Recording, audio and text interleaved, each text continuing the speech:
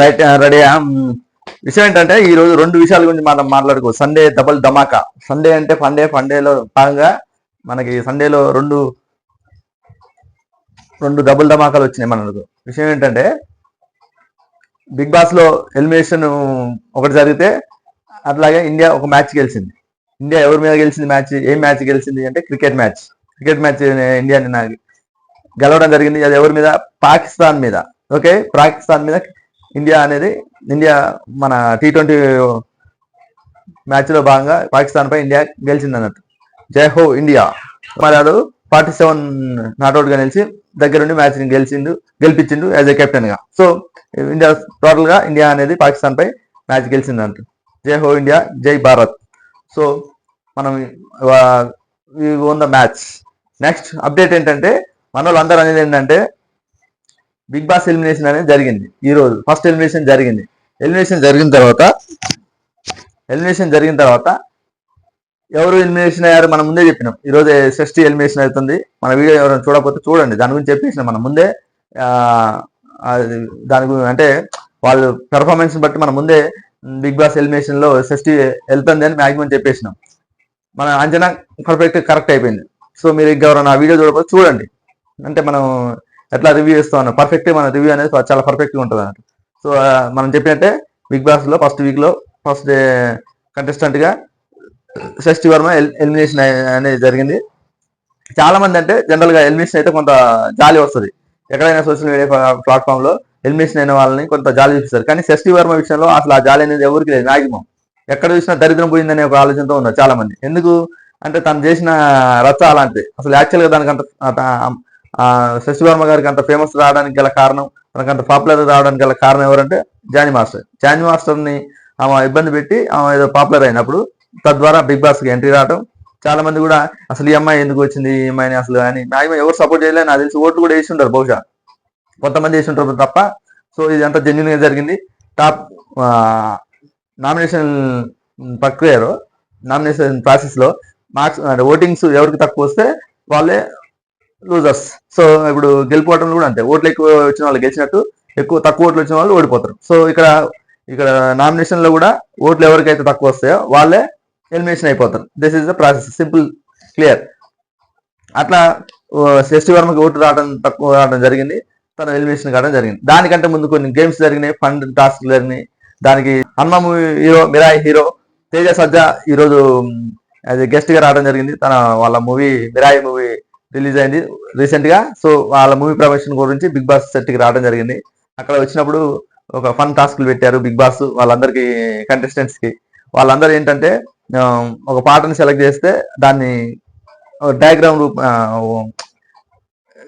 అదే పెయింటింగ్ రూపంలో చేస్తే దాన్ని మిగతా వాళ్ళు పాట చెప్పాలి. కానీ అసలు ఆ మ్యాక్సిమం ఎవ్వరు పర్ఫెక్ట్ గా చెప్పినట్టు అనిపించలే నాకైతే. ఏదో కొన్ని ఒకళ్ళు వచ్చినాయిలే కానీ, ఓనర్స్ మార్క్స్ వచ్చినాయిలే కానీ అందరు ఫెయిల్ ఆ విషయంలో. ఎవరు కరెక్ట్, చాలా హార్డ్ సాంగ్స్ వచ్చినాయి. యాక్చువల్గా హార్డ్ సాంగ్స్ వస్తే ఎవరు గెస్ చేయలేకపోయారు, ఎవరు కరెక్ట్ గా దాన్ని డ్రా చేయలేకపోయారు. అది చాలా ఫెయిల్యూర్. తేజ సజ్జా చాలా ఫీల్ అయిపోయింది ఆ విషయంలో. ఏంటబ్బా ఒక్కళ్ళు కూడా సరిగా కరెక్ట్ డ్రా చేయట్లేదు, ఒక్కళ్ళు కూడా కరెక్ట్ చెప్పలేదని. సో వాళ్ళు అట్లా వచ్చారు, మూవీ ప్రొఫెషనల్ వెళ్ళిపోయారు. తర్వాత ఎలిమినేషన్ ప్రాసెస్ స్టార్ట్ అయింది. అందరూ గ్రీన్ వచ్చిన వాళ్ళు అట్లా ఉండిపోయారు. లాస్ట్ కి ఎలిమినేషన్ లో డెమన్ పవనాను షష్ఠి వర్మ ఇద్దరే మిగిలిపోయారు. లాస్ట్ కి ఒక చిన్న డాన్స్ ప్రోగ్రామ్ తో, డాన్స్ ప్రాసెస్ తో మన ఆ బిగ్ బాస్ ఎలిమినేషన్ అనేది జరిగింది. షష్ఠి వర్మ స్టేజ్ మీదకి రావడం, తన వీడియో మొత్తం చూడటం, తన అంటే జర్నీ మొత్తం చూడటం, తనకి ఇష్టమైన వాళ్ళు ఎవరు చెప్పడం, ఎంత ప్రాసెస్ జరిగింది. దాని తర్వాత ఇంకేం జరిగింది, బిగ్ బాస్ బస్ కూడా ఈ రోజే స్టార్ట్ అయినాడు. బస్ అంటే ఎలిమినేషన్ అయిన వాళ్ళని మొత్తం స్టేజ్ మీద తీసుకొని రావడం, పిలవటం. దానికి అసలు వాళ్ళ మనసులో ఏముందో చెప్పే ఒక ఇంటర్వ్యూ బిగ్ బాస్ బస్ అంటే. సో అది కూడా జరిగింది అన్నట్టు ఈరోజు. సో అట్లా మీరు ఎవరైనా టీవీ లేని వాళ్ళు ఉంటే మన బిగ్ బాస్ బస్సే కానీ బిగ్ బాస్ గురించి మొత్తం మన డైలీ అప్డేట్స్ ఉంటా ఉంటాయి, మీరు తెలుసుకోవచ్చు. ఏమైనా డౌట్స్ ఉంటే అడగవచ్చు.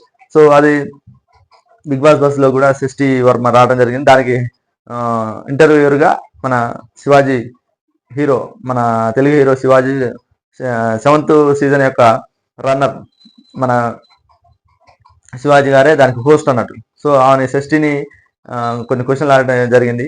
ఆమె మెయిన్ చెప్పింది ఏంటంటే అసలు మాటలు ఆడ స్వస్థత లేదు. ఫస్ట్ ఆఫ్ ఆల్ ఆమె పోవడానికి ఖచ్చితంగా అర్హురాలే. టాస్కులలో ఆడలేదు, వాళ్ళ మీద వీళ్ళ మీద ఏదో అంటది కానీ అసలు ఆమె పర్ఫెక్ట్ లేదు. సునీల్ సరిగా, సుమన్ అన్న సరిగా ఆడలేదంటది. ఆమె ఎవరు ఆశా శైని సరిగా ఆడలేదంటది. సరే ఈమె అసలు ఆడింది కూడా ఆడలేదు. ఏదో మొత్తం క్లీనింగ్ చేసిందంట. అదొకటి మొత్తం చెప్తుంది. గుడ్డు గురించి భరణి గారు నాకు అడిగితే గుడ్డు గురించి ఎగ్ గురించి భరణి గారు చెప్పలేదు. నేను సొంత అన్నని అనుకున్నా, కానీ ఆయన నన్ను నన్ను హట్ చేసినని చెప్తుంది. చిన్న గుడ్డు గురించి అన్న అనుకున్న రిలేషన్ కూడా తెగిపోద్దంట. నువ్వు హట్ చేసినావు అని నన్ను ఏదో నాగార్జున గారు అడిగితే, ఆ నాగార్జున గారు ఒక బాక్స్ లో డబుల్ ఫేస్ డబుల్ మైండ్ అని భరణి గారిని చెప్పడం జరిగింది. అది కొంచెం ఇబ్బందిగా అనిపించింది చాలా మందికి. అట్లాగే తనుజ గారిని కూడా నువ్వు డబుల్ ఫేస్ ఇక్కడోలాగా అక్కడోలాగా ఉంటావు, రీతి చౌదరిగా నువ్వు అక్కడోలాగా ఇక్కడోలాగా ఉండవు అని చాలా ఆమె పెద్ద గేమ్ ప్లాన్ లేదు, ఏం లేదు. ఎంత ఏదో ఫ్లోలో వచ్చింది, ఫ్లోలో వెళ్ళిపోయింది. అంతే ఉంటుంది.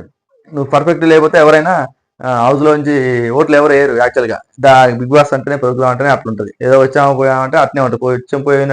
వచ్చినట్టే పోతారు ఆటోమేటిక్గా. నెక్స్ట్ సీజన్ కూడా అదే జరుగుతుంది. ఎవరైతే స్లోగా ఉంటారో, ఎవరైనా సైలెంట్ ఉంటారో వాళ్ళకి ఆటోమేటిక్గా ఎవరు ఓట్లేరు. నీ పెర్ఫార్మెన్స్ అనేది మినిమం చూపించాలి. చూపిస్తేనే ఎవరైనా ఇంప్రెస్ అవుతారు, నీకు ఓటింగ్ చేస్తారు. అది పాజిటివ్ ఆర్ నెగిటివ్. ఇప్పుడు సంజన ఏం చేసింది, ఫస్ట్ నెగిటివ్ బాగా చేయడం జరిగింది. ఆ నెగిటివ్లోనే పాజిటివ్ వచ్చేసింది.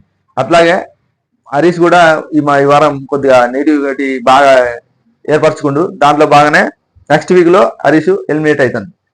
ఆ ఎలిమినేట్ అయ్యే పర్సన్స్ కూడా మనకి లిస్ట్ ఉంది. రేపు 8 మెంబర్స్ ఎలిమినేషన్ అవుతారు. పోయినసారి లాగా 10 కి ఎలిమినేషన్ చేసి హౌస్ ఓనర్స్ పక్కన ఉంటాం కదా, ఈసారి అందరూ ఎలిమినేషన్ ప్రాసెస్ లో ఉంటారు అన్నట్టు. సో 14 మంది ఉంటే 15 మెంబర్స్ లో ఒక పర్సన్ పోతే 14 మెంబర్స్ లో అందరికి 2 మెంబర్స్ ఎలిమినేషన్ చేసే ప్రాసెస్ చెప్తే అందులో 8 మెంబర్స్ నామినేట్ అవుతారు. నామినేట్ అయిన దాంట్లో గుండంకుల్ హరీష్, హరిత హరీష్, మర్యాద మనీష్, దమ్ము శ్రీజ, ప్రియా, ఓకే, వీళ్ళు నలుగురు. నెక్స్ట్ భరణి, రీతు చౌదరి, ఆశా శైని, సుమన్ శెట్టి, ఓకేనా. వీళ్ళు నామినేషన్ అయ్యారు. యాక్చువల్గా ఫ్లోరాని శైనిని, ఆశా శైనిని ఎవరు నామినేట్ చేయలే, కానీ కెప్టెన్ కి ఒక అవకాశం ఇచ్చారు. నువ్వు ఎవరైనా నామినేట్ చేస్తావా అంటే కెప్టెన్ గా నామినేషన్ లో లేదు. ఆమె నామినేషన్ చేయడానికి కూడా ఎవరికి అవకాశం లేదు, కానీ ఆమె ఎవరినైనా నామినేట్ చేయొచ్చు. సో ఆమె ఏం చేస్తుందంటే ఫ్లోరా శైనిని నామినేట్ చేస్తుంది అన్నట్టు. So 8 members is the nomination list. So రేపు జరిగే ఇన్ఫర్మేషన్ మీకు ముందే చెప్పిన అన్నట్టు. Okay, right, thank you. Right, ఇప్పుడు ఏంటంటే మనం 2 విషయాల గురించి మాట్లాడుకున్నాం అని చెప్పాం కదా. 2 విషయాలు ఏంటంటే క్రికెట్ మ్యాచ్ ఇండియా పాకిస్తాన్ మీద గెలిచింది. T20 Asia cup, T20 Asia cup జరుగుతుంది. మన ఆసియా దేశాలన్నీ కలిసి T20 క్రికెట్ ఆడుతున్నాయి. ఈ group A group B divide అయ్యి ఆడుతున్నాయి అన్నట్టు గేమ్స్. సో దాంట్లో భాగంగా మన ఇండియా ఆల్రెడీ ఒక మ్యాచ్ యూఏఈ మీద గెలిచింది. నెక్స్ట్ ఇప్పుడు ఏంటంటే ఈ రోజు పాకిస్తాన్ మీద మ్యాచ్ గెలిచింది అన్నట్టు. ఇండియా ఫస్ట్ టాస్ వేసినప్పుడు ఫస్ట్ పాకిస్తాన్ టాస్ గెలిచి ఫస్ట్ బ్యాటింగ్ తీసుకున్నారు. వాళ్ళు బ్యాటింగ్ తీసుకుంటే మన వాళ్ళు బౌలింగ్ వేయడం జరిగింది యాక్చువల్గా.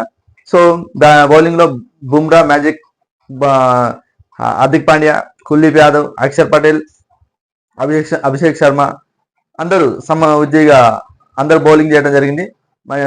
వాళ్ళని తక్కువకే కంటర్ చేశారు. 127కి వాళ్ళు అందరూ ఆల్అౌట్ అయ్యారు అన్నట్టు. సో మన వాళ్ళకి 127 అంటే పెద్ద టార్గెట్ కాదు. ఓకే, ఓపెనింగ్ బ్యాట్స్మెన్ గా శుభ్మన్ గిల్, అభిషేక్ శర్మ వచ్చారు ఇద్దరు.